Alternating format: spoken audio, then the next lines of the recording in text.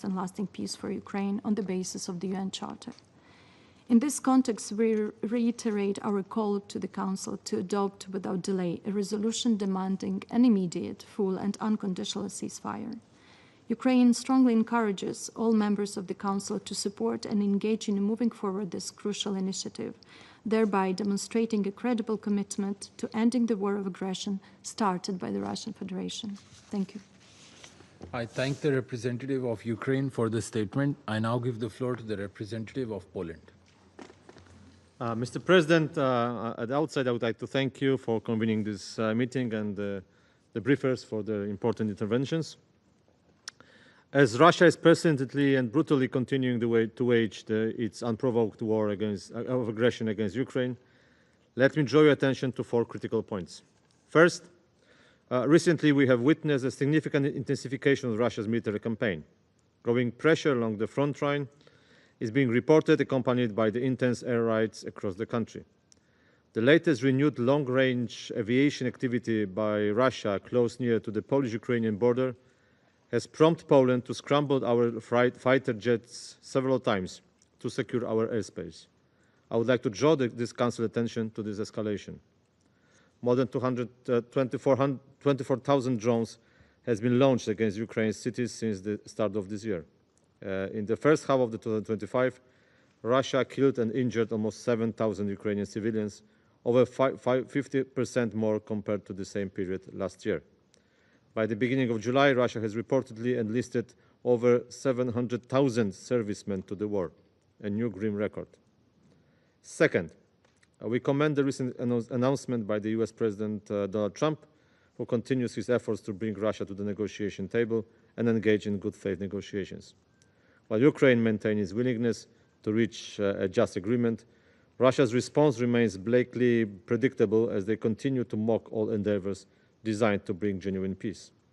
Russian officials repeated Moscow's maximalist demands that have underpinned Russia's neo-colonial war from the day one, and which are built on the feverish dream to rule Ukraine and erase its independent identity. In Istanbul, once again, we learned that Kremlin is not interested in peace. The peace is so endlessly talked about while continuing to kill, maim, and steal somebody else's land. Third, supporting Ukraine state fighting with aggressor and providing assistance based on development and humanitarian needs remain Poland's priority. This was reflected also during the Polish presidency in the EU. From the very first day of the full-fledged war in Ukraine, Poland has been a gateway of aid not only for Ukrainian refugees, but also for European logistics, energy, and medical hubs. While the ongoing Russian aggression that brings immense suffering of civilian population and destruction of the critical infrastructure in Ukraine, Poland has significantly increased its financial engagement. In 2024, we allocated more than $40 million for voluntary contributions transferred to international organizations to support Ukraine, including the UN system. Our development cooperation focuses on supporting reconstruction, civil protection, and crisis preparedness in Ukraine. Fourth, Russian war of aggression remains the main threat not only to the security of Europe and our region, but also to the whole international system based on the principles of the UN Charter and international humanitarian law, as well as to the UN system itself. Each day, Russia continues to openly violate the UN Charter, showing disrespect to jointly agreed rules and, above all, to human life. Moscow is strong-willed to reshape the world's order based on international law. This will not happen. The support for Ukrainians is our response to these Russian attempts. Poland strongly believes that a sovereign and independent Ukraine is an indispensable element of a stable world security architecture, as every peace-loving nation has the right to exist and participate in global cooperation.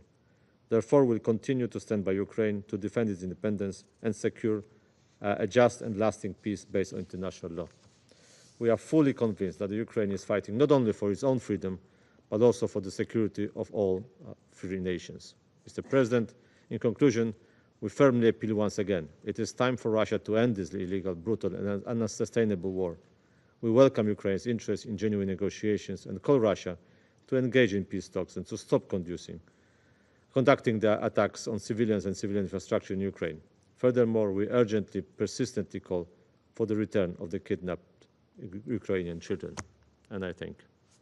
I thank the representative of Poland for the statement.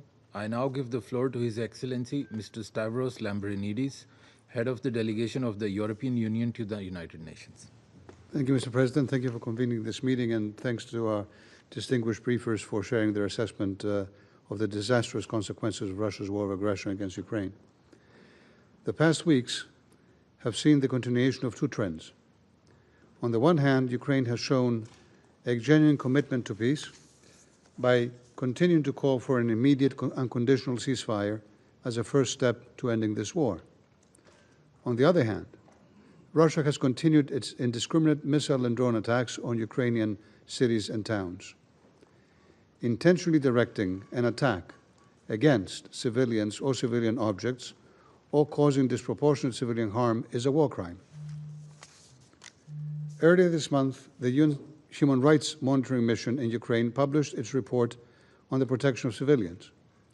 It concluded that June 2025 saw the highest number of monthly civilian casualties in the past 3 years, with 232 people killed and 1,343 injured. This is unacceptable. I underline once again the EU's steadfast determination to put an end to Russia's war of aggression and to achieve a comprehensive, just and lasting peace, in line with the decisions of the UN General Assembly. We, as Europeans, together with Ukraine, have been working tirelessly to this end, and we welcome all efforts in that direction. We have joined Ukraine and international partners, including the United States, in calling for a full, unconditional, and immediate ceasefire. These pause in hostilities could serve as a vital step toward reducing civilian suffering and allow for further exchanges of prisoners of war and for the return of forcibly displaced Ukrainian children. Russia could end its war now. It could accept a full and unconditional ceasefire, as Ukraine has.